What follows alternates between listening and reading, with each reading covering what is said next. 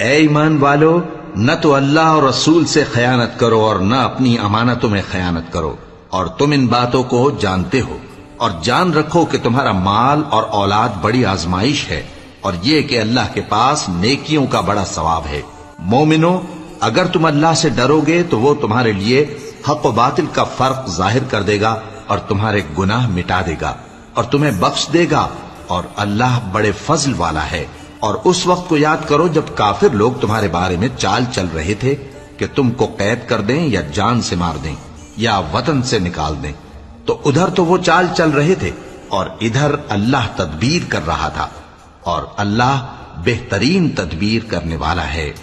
और जब उनको हमारी आयतें पढ़कर सुनाई जाती हैं तो कहते हैं ये कलाम हमने सुन लिया है, अगर हम चाहें तो इसी तरह का कलाम हम भी कह दें।